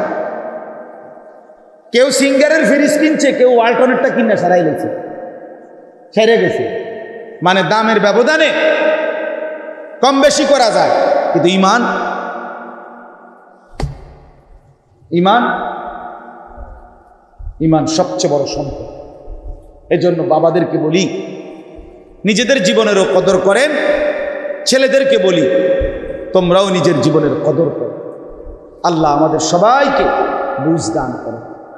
নতুন করে 5 ওয়াক্ত নামাজের সিদ্ধান্ত দিল থেকে আমি একটা অনুরোধ করতে চাই, দেখতে চাই, আবেগে না, বাটপার, সিটার, ধোকাবাজ, বাস্তবিক অর্থে নামাজ পড়তা না এমন বাটপার হাত তুলল না। এমনি বাস্তবে যে আল্লাহ চাইলে ইনশাআল্লাহ, হুজুর আল্লাহ তৌফিক দিলে এখন থেকে 5 ওয়াক্ত নামাজ পড়ার চেষ্টা করব, এমন একটা নিয়ত করে কিছু যুবক হাত তুলো না।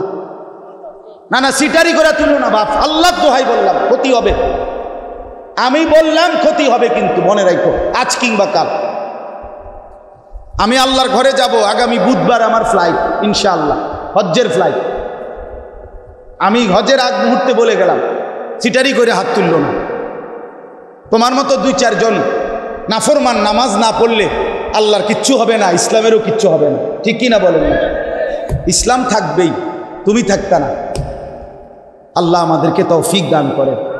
খালাস, আমি বলে গেলাম, আবদার করে গেলাম, ইমামে হুসাইনকে ভালোবাসলে নামাজ পড়তে হবে, সাহাবীদেরকে ভালোবাসলে নামাজ পড়তে হবে, নবী সাল্লাল্লাহু আলাইহি সাল্লামকে ভালোবাসলে নামাজ পড়। নারীর নেশা ছাড়তে হবে। এই পৃথিবীতে প্রথম অপরাধ যেই বিষয়কে কেন্দ্র করে, সেটা ছিল নারী। এইটাই পড়ছিলাম। ওয়াতলু আলাইহিম নাবা আবনাই আদামা বিল হক। আল্লাহ বলছে, হে নবী, আপনি আদমের 2 ছেলের ঘটনা আমার বান্দাদের নিকট বিস্তারিত সুন্দর করে বলেন। ইজ কাররাবা কুরবানান, তারাই 2 জন প্রথম আমি আল্লাহর হুকুমে যখন কুরবানি করলো, ফাতুকুব্বিলা মিন আহাদিহিমা ওয়া লাম ইউতাকাব্বাল মিনাল আখার, তখন একজনের কুরবানি কবুল হলো, আরেকজনের কুরবানি কবুল হলো না। হাবিলের কুরবানি কবুল হইল, কাবিলেরটা হইল না। ক্বালা লা আকতুলান্নাকা, কাবিল তখন হাবিলকে বলল, আমি তোকে মেরেই ফেলব, হত্যা করব। কেন?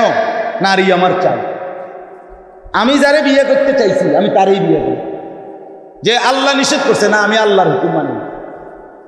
কাবিলের কথা ছিল। আদম আলাইহিস সালাম নবী কিনা? তাহলে নবীর হুকুম ছিল। কাবিল বলছে না, আমি নবীর হুকুম মানি। আদম আলাইহিস সালাম আবার বাপ কিনা? কথা কয় না। কাবিলের বাপ না, তো বাপ বলছে, সে বলছে আমি বাপের হুকুমও মানি। এটা শরীয়ত, মানে তখন আল্লাহর বিধান ছিল যে এইভাবে বিয়ে করা যাবে না, ঠিক কিনা বলেন না? সে বলছে আমি শরীয়ত মানি। এই নারীর যখন কেউ লুবি হয়, মনে রাখবা ছেলেরা, নারী যে লুবি, নারীর প্রতি যে আসক্ত, এই হিংস্র পশুটা তখন আর মানুষ থাকে না।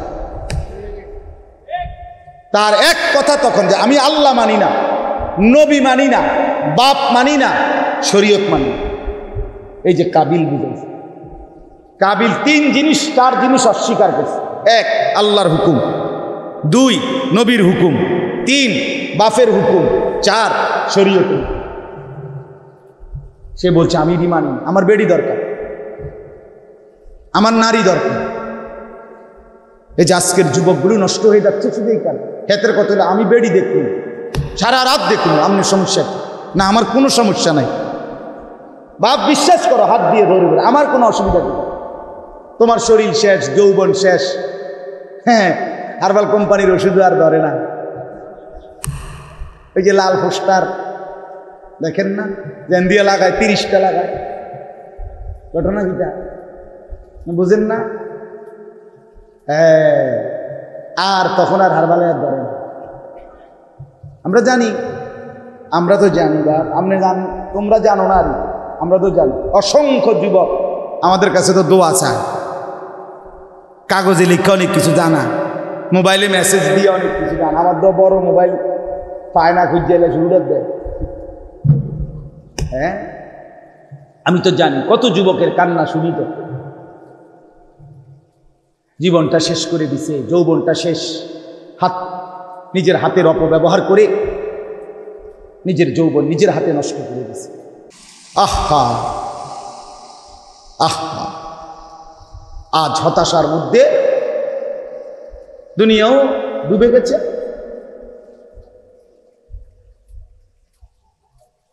আল্লাহ মাফ করো, যা বুঝানোর বুঝা, তোমরাও বুঝছো ভাই। মুরব্বী আছে এই জন্য আর এতটুকুই বুঝাইলাম, নিজের যৌবন নিজের সক্ষমতা নষ্ট না করা। দুনিয়াতেও কষ্ট পাবা, আখিরাতে। তো এরপরে দেখেন, ক্বালা ইন্নামা ইয়াতাকাব্বালুল্লাহু মিনাল মুত্তাকিন।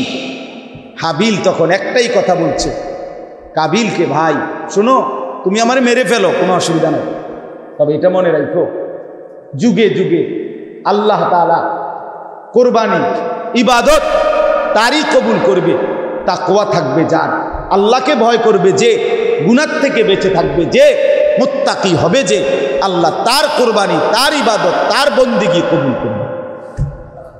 কাজে তুমি গাছ জোর দেখাইয়া আমারে মাইরে লাইতে পারবা, কি মাইরে লাইলে কি, এটা কোনো অসুবিধা নাই। এই জন্য বাপ, এই পৃথিবীতে আসমানে প্রথম অপরাধ সেজদা না করা। এই কথাটা শেষ কথা মনে রাখতে। আসমানে প্রথম অপরাধ কি? ওই যে আদমকে কি করে নাই? ইবলিস। আর জমিনে প্রথম অপরাধ এই নারীর আসক্তি। ওই কাবিল প্রথম অপরাধী, নারীর জন্য সে শেষ পর্যন্ত এই 4টা আল্লাহর হুকুম, নবীর হুকুম, বাবার হুকুম, শরীয়তের হুকুম, চারটা হুকুম তো লঙ্ঘন করছেই।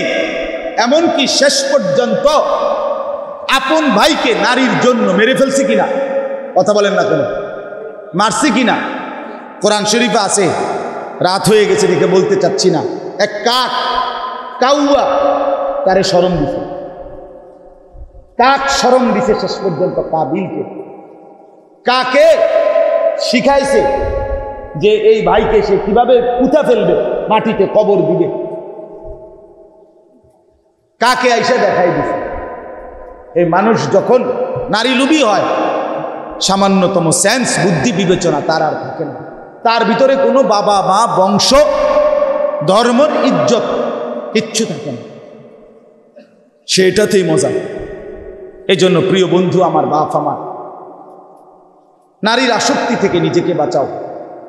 এই মোবাইল, বড় মোবাইল, প্রয়োজন যে দূরের দূর, যার যেটা প্রয়োজন, অফিসিয়াল কাজ, ব্যবসায়িক কাজ অথবা ইমার্জেন্সি কোনো কাজ থাকতেই পারে, তো যেটা জরুরত ওটা জরুরতের মধ্যেই ব্যবহার করি।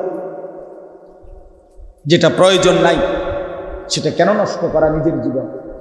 আল্লাহ তাআলা আমাদের সবাইকে তৌফিক দান করেন। প্রত্যেকটা ছেলে নিজের ভালো নিজে বোঝো, আল্লাহ কবুল করেন। বাবা চাচারা, আপনাদেরকে অনুরোধ করি, বিড়ি সিগারেটের অভ্যাস ছেড়ে দেন, এটা একেবারে শরমের কাজ।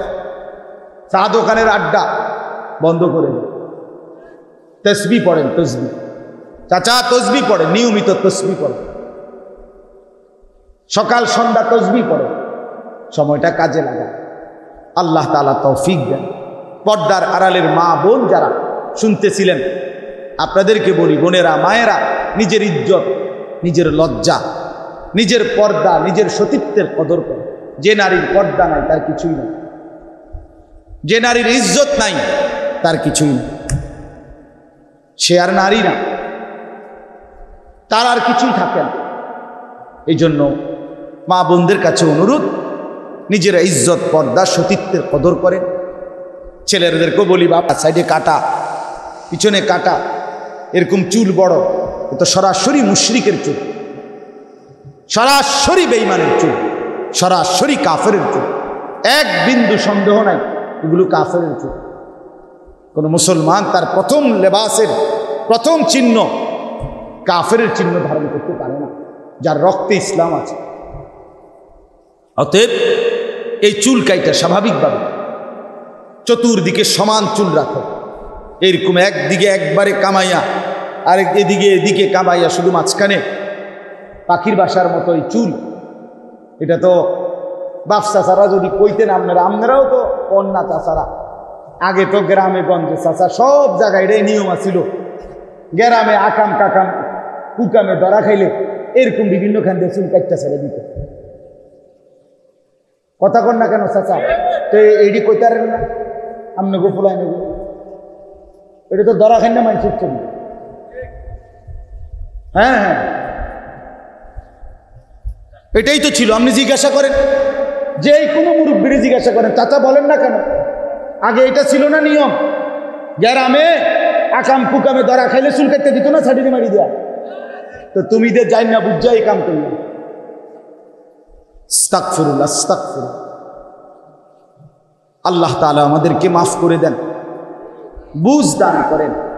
আপনারা সন্তানের দিকে নজর দিয়ে, আলহামদুলিল্লাহ অল্প কয়েকদিন, আমার মনে হয় সপ্তাহখানিকও হয় নাই, আমার এই মাহফিলটা অন্য জায়গায় ছিল। আজকে এই শেষের এই বয়ান আমাদের প্রিয় ভাই মাওলানা মাহমুদুল হাসান, উনি এরপরে মনে হয় ওই যুবকদেরকে কয়েকদিন আগেই বলছেন, নওজোয়ান ছেলেরা মাশাআল্লাহ অনেক মহব্বত করে, আন্তরিকতা নিয়ে অল্প সময়ের ভিতরে এই মাহফিল সাজায় ফেলছে। যারা এত সুন্দর মাহফিল সাজাইল, আল্লাহ যেন তাদের জিন্দিগি সাজায় দেয়। ছেলেরা আগায় আসলে ইনশাআল্লাহ ইসলামের অনেক কল্যাণ হবে, উপকার হবে। আমি হতাশ না, এই যে এত দমকা দমকি করছি, এটার মানে উদ্দেশ্য না যে তোরে এখন খিচ্চালাম মাইরিয়ে এলাম গোড়া, বিষয়টা এখন এমন না, ঠিক কিনা বলেন না? এটা আসলে রাগও না, মারামারিও না, কন্যা কন্যাও না, এটা হলো অনুভূতি জাগানো চেষ্টা কর। ইনশাআল্লাহ আশা করি অল্প অল্প করে দুইজন একজন করে করে বদলাবে। ইসলাম হারবে না ইনশাআল্লাহ, ইসলাম হারবে। আমি কামে লাগলাম কিনা এটা হলো দেখার কথা, বাকি ইসলাম হারবে না। আল্লাহ তাআলা আমাগর বাদ দিয়েও নতুন লোক বানাইতে সক্ষম, কথা বলে না? প্রতিদিন আল্লাহ নতুন বাচ্চা পৃথিবীতে পাঠাইতেছে না, তো আর অসুবিধা কি? কাজেই যেই যুবক, আমি সবাইকে ধন্যবাদ জানাই, শুধু খেয়াল রাখতে হবে যেন ওলামায়ে কেরামের পরামর্শ মতে চলা হয়।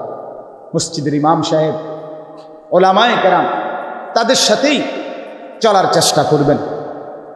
আমি আইসা শুনছি ছেলেরা মহব্বত করে হোক আর না বুঝা হোক, ও ব্যানার লাগাইছে কোথায় কোথায়, ওই না আমার ছবি যুদ্ধ দিয়ে দিচ্ছে।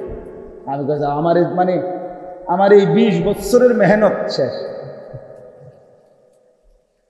কিন্তু যে ছেলে ওই আবার নিজে আইসা বলছে, হুজুর আসলে আমি আবেগে বুঝি নাই, খালাস ঠিক আছে, আল্লাহর জন্যই ছেড়ে দাও।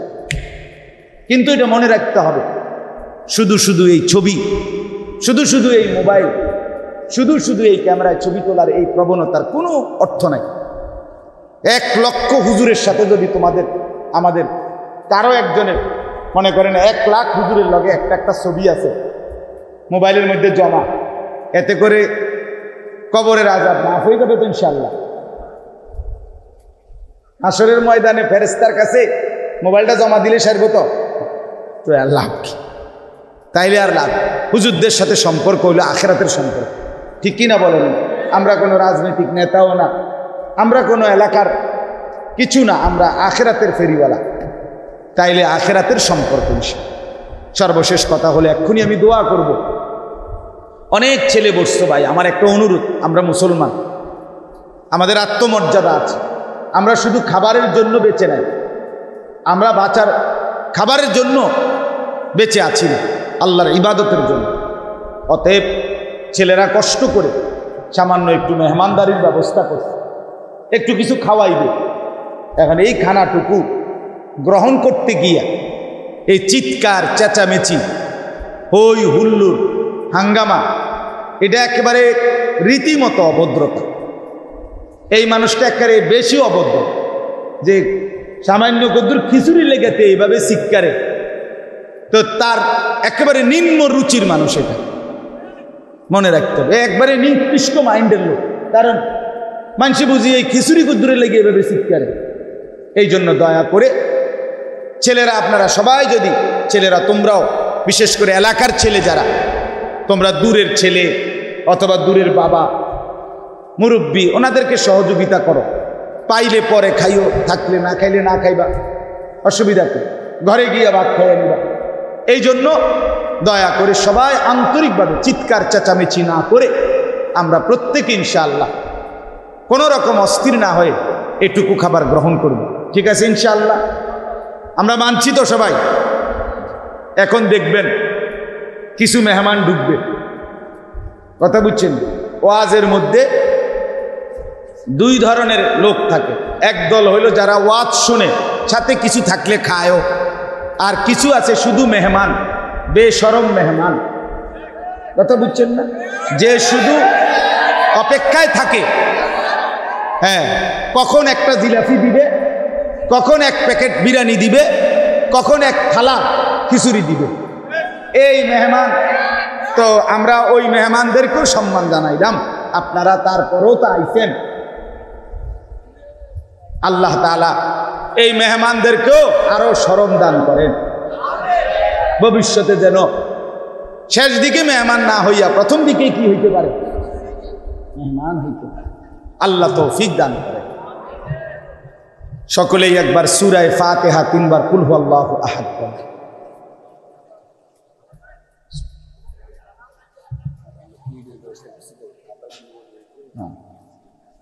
আমি মুনাজাত করে দিই, আপনারা একটু ছোট্ট কাতার করে দেন। আর এখন না, আমি মুনাজাত চলাকালীন দেওয়া যাবে না। ওই আমার কথা শুনছেন কিনা? ওই তোমরা সরো ভাই, সরো, ছেলেরা বউ বউ মুনাজাত করো। না না না, দোয়া চলাকালীন কিছু দেওয়া যাবে না, সাবধান। দোয়া মানে আল্লাহর কাছে চাওয়া নাকি? তা কথা বলেন না কেন? তো দোয়ার মধ্যে যদি কেউ বিরিয়ানি দেয়, জিলাপি দেয়, না না, মনোযোগ না, শুধু মনোযোগ তো থাকেই না। 2 নাম্বার, আল্লাহকে কি বোঝানো হয় যে আল্লাহ আমি মূলত গেঞ্জের না পাবলিক, আমার খাচ্ছত খারাপ, আমি আটলারালারি করি বেশি, এই জন্য হুজুরে দিয়ে আমারে আলগি দিয়ে রাখছে। আর মূলত আমার আমনের কাছে তেমন কিছু না, আমার মূল বিষয় হইল বিরিয়ানি অথবা খিচুড়ি, অন হুজুরে দিয়ে আমার একটা ফেসে হালাই রাখছে। হ্যাঁ হ্যাঁ, এই জন্য এটা মুনাজাত, আল্লাহর কাছে চাওয়া ইবাদত। মুনাজাতও একটা কি, দোয়া একটা ইবাদত কিনা? অতএব আমরা ইনশাআল্লাহ, আমি অনুরোধ করলাম, ছেলেরা আশা করি যদ্দূর সম্ভব হয়েছে চেষ্টা করছে, রিজিকে থাকলে খাবেন। এলাকার ছেলেরা বললাম আবারও তোমরা প্রাধান্য দিও অন্যকে, আল্লাহ এতে বরকত দিবে ইনশাআল্লাহ।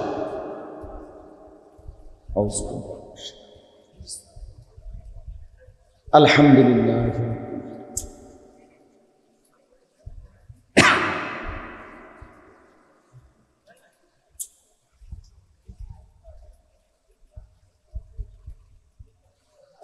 আলহামদুলিল্লাহ রাব্বিল আলামিন।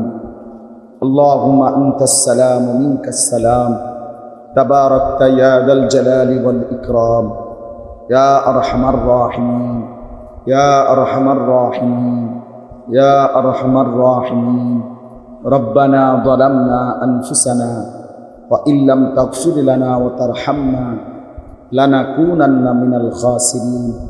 রব্বানা আতিনা ফিদ দুনিয়া হাসানাহ ওয়া ফিল আখিরাতি হাসানাহ ওয়া কিনা আযাবান নার। রব্বিরহামহুমা কামা রব্বায়ানি সগীরা। রব্বানা হাব লানা মিন আজওয়াজিনা ওয়া যুররিয়াতিনা কুররাতা আ'য়ুন ওয়াজআলনা লিল মুত্তাকিনা ইমামা। আল্লাহুম্মা ইন্না নাসআলুকাল হুদা ওয়াত তুকা ওয়াল আফাফা ওয়াল গিনা। আল্লাহুম্মা আরহামনা বিতারকিল মাআসি ওয়া লা তুশকিনা বিমাসিয়াতিক। মাওলায়ে করিম রব্বুল আলামিন, আপনি মাফ করে দেন। রাত অনেক গভীর মাওলা, আল্লাহ খোলা আকাশের নিচে আপনার শাহী দুয়ারে হাত উঠাইলাম, আপনি পেছনের জিন্দিগির সমস্ত গুনাহ মাফ করে দেন, সামনের জিন্দিগি নেক আমলে ভরপুর করে দেন। আল্লাহ জীবনটা সুন্দর করে দেন, আখিরাত সুন্দর করে দেন, পেছনের অন্ধকার গুনাহে ভরা জিন্দিগি মাফ করে দেন, সামনের জিন্দিগি ঈমান আমল দ্বারা ভরপুর করে দেন। সেজদাওয়ালা কপাল বানিয়ে দেন, কাঁদনেওয়ালা চোখ বানিয়ে দেন, জিকিরওয়ালা জবান বানিয়ে দেন, মহব্বতওয়ালা দিল বানিয়ে দেন। আল্লাহ জীবনটা কাজে লাগাবার তৌফিক দান করেন। আল্লাহ এত গুনাহ নিয়ে কবরে নিয়েন না মাওলা, এত গুনাহ নিয়ে হাসরের ময়দানে দাঁড় করাইয়েন না মাওলা। আজই মাফ করে দেন, এখনই মাফ করে দেন। আল্লাহ আপনি দয়া করেন, আযাব দিলে আপনার কোনো লাভ নাই, মাফ করে দিলে আপনার কোনোই ক্ষতি নাই। আয় আল্লাহ আমাদেরকে মাফ করে দেন, আয় আল্লাহ সমস্ত কবরবাসীদেরকে মাফ করে দেন, কিয়ামত পর্যন্ত কবরের আযাব মাফ করে দেন। এই এলাকার আশপাশে আমরা যেখান থেকে এসেছি, যাকে হারিয়েছি মাওলা, সমস্ত কবরবাসীদেরকে মাফ করে দেন, কবরগুলোকে জান্নাতের নূর দ্বারা ভরপুর করে দেন। আয় আল্লাহ আপনার নূরের রহমত দ্বারা ভরপুর করে দেন, কিয়ামত পর্যন্ত কবরের আযাব মাফ করে দেন। এই এলাকার কবরস্থানে যত কবরবাসী, আল্লাহ তাদের প্রত্যেককে মাফ করে দেন। আল্লাহ যারা এই মাহফিল সাজিয়েছে, মাহফিলে বসেছে, তাদের বংশের যতজন কবরে, সকলকে মাফ করে দেন। আল্লাহ আমরা যারা বেঁচে আছি আমাদেরকে হেদায়েত দিয়ে দেন, ঈমান আমল দান করেন, তাকওয়ার জিন্দেগি দান করেন, গুনাহ থেকে বাঁচবার তৌফিক দান করেন। আল্লাহ মুসলমানের এই যুবক ছেলেগুলোকে ফিরিয়ে দেন। আল্লাহ এরা আমাদের সন্তান মাওলা, এরা আমাদেরই ভাই মাওলা, এরা মুসলমান বাবার সন্তান, এরা মুসলমান মায়ের সন্তান, মায়ের পবিত্র দুধ পান করেছে আল্লাহ। আল্লাহ এরা মোবাইল দিয়ে ভুলে গেছে আপনাকে, এরা নারীর ফাঁদে ভুলে গেছে আপনাকে, আল্লাহ এরা মদ জুয়ার আড্ডায় ভুলে গেছে আপনাকে। আল্লাহ আপনি তাদেরকে ফিরায়া দেন, আপনি তাদেরকে ফিরায়া দেন। আল্লাহ মুসলমানের নওজোয়ান বড় বেশি দরকার। আল্লাহ আমি যুবকের ঈমান ভিক্ষা চাই, আল্লাহ আমি যুবকের সেজদা ভিক্ষা চাই, আল্লাহ আমি যুবকের গোলামি ভিক্ষা চাই মওলা। আল্লাহ আপনার ইজ্জতের কসম মওলা, আপনার জাতের কসম মওলা, আপনি এদেরকে ফিরায়া দেন, আপনি এদেরকে ফিরায়া দেন। আল্লাহ এরা যদি ফিরে না আসে, ইসলামের জন্য লড়বে কে মওলা? দাজ্জালের বিরুদ্ধে লড়বে কে মওলা? মাহাদির পক্ষে লড়বে কে মওলা? আল্লাহ আমাদের সন্তানদেরকে ফিরায়া দেন, আমাদের ভাইদেরকে ফিরায়া দেন, আমাদের নওজওয়ানদেরকে ফিরায়া দেন, আমাদের বাবা চাচা মুরব্বীদেরকে আরও বেশি নেক আমলের তৌফিক দান করেন, গুনার আড্ডা থেকে হেফাজত করেন, নাফরমানির আড্ডা থেকে হেফাজত করেন, আপনার জিকির তসবিহ তেলাওয়াত করবার তৌফিক দান করেন। আল্লাহ আজকের এই মাহফিলখানা কবুল করে নেন, মাহফিলের সমস্ত ত্রুটি বিচ্যুতি আপনি মাফ করে দেন। আল্লাহ যেই যুবকরা এই মাহফিল সাজিয়েছে, আপনি তাদের জিন্দিগি সাজিয়ে দেন, আপনি তাদের চেহারা সাজিয়ে দেন, আপনি তাদের আখলাক সাজিয়ে দেন, আপনি তাদের আখেরাত সাজায়া দেন। আল্লাহ আপনি কবুল করেন, আপনি কবুল করেন। আগামী জীবন এদেরকে সুন্দর মাহফিল আবারও ইন্তেজাম করার তৌফিক দান করেন। আল্লাহ আপনার ঘর জিয়ারত প্রত্যেককে নসিব করেন। আল্লাহ কাবার কালো গিলাফ না দেখিয়ে কবরে নিয়েন না মওলা, মদিনার সবুজ গম্বুজ না দেখিয়ে কবরে নিয়েন না মওলা, আপনার বন্ধুর রওজা পাকে না নিয়ে কবরে নিয়েন না মওলা। আল্লাহ যারা পৌঁছে গেছে কবুল করে নেন, আমরা যারা যেতে চাচ্ছি তৌফিক দান করেন, সুস্থতার হায়াত দান করেন, আফিয়তের জিন্দিগি দান করেন। আল্লাহ আশপাশের সবগুলো মাদ্রাসা মসজিদ আপনি কবুল করে নেন, ওলামায়ে কেরামকে হায়াত দারাজ করেন, ইমাম সাহেবদেরকে হায়াত দারাজ করেন, মুয়াজ্জিন সাহেবদেরকে হায়াত দারাজ করেন। আল্লাহ আপনি কবুল করেন, মঞ্জুর করেন, রহম করেন, করম করেন। মা বোনদেরকে পর্দা পুশিদা দান করেন, ইজ্জত আবরুর হেফাজত করার তৌফিক দান করেন। মুসলমানের ঘরে নামাজ চালু করে দেন, জিকির চালু করে দেন, কোরআন কারীমের তিলাওয়াত চালু করে দেন। আল্লাহ গোটা দেশকে নিরাপদ করে দেন। ঘূর্ণিঝড়, মহামারী, জলোচ্ছ্বাস, টর্নেডো, সাইক্লোন, আল্লাহ মহামারী থেকে হেফাজত করেন মওলা। আল্লাহ এই ঘূর্ণিঝড়ে যে মানুষগুলো ঘর হারা, আল্লাহ আপনি তাদের উত্তম আশ্রয় দিয়ে দেন, উত্তম আশ্রয় দিয়ে দেন, উত্তম আশ্রয় দিয়ে দেন মওলা। আখিরি ফরিয়াদ, ফিলিস্তিনের মজলুম মুসলমানদেরকে রেহাই দিয়ে দেন, রেহাই দিয়ে দেন। আল্লাহ দুঃখী মার কতদিন কাঁদবে মওলা, মাসুম বাচ্চা কতদিন ঘর ছাড়া থাকবে মওলা, অভাবী সন্তান আর কতদিন ক্ষুধায় কষ্ট পাবে মওলা। আপনি দয়া করে রহম করেন মওলা, ইসরায়েলের বেঈমানদেরকে ধ্বংস করে দেন মওলা, মজলুম ফিলিস্তিনি গাজার মুসলমানদেরকে রেহাই দিয়ে দেন। আল্লাহ আপনি দয়া করেন, আপনি দয়া করেন, আপনি দয়া করেন, আপনি দয়া করেন। আল্লাহ যার যত নেক মাকসাদ আছে পূরণ করে দেন, অসুস্থ বিমারি যারা শিফা করে দেন, প্রত্যেকের কামাই রুজিতে হালাল বরকত দান করেন। প্রবাসী যারা বিদেশে, আল্লাহ সহি সালামতে নিরাপদে রাখেন, ঈমান আমলের সাথে থাকবার তৌফিক দান করেন। রব্বির হামহুমা কামা রব্বায়ানি সগীরা। সুবহান রব্বিকা রব্বিল ইজ্জাতি আম্মা ইয়াসিফুন, সালামুন আলাল মুরসালিন, আলহামদুলিল্লাহ।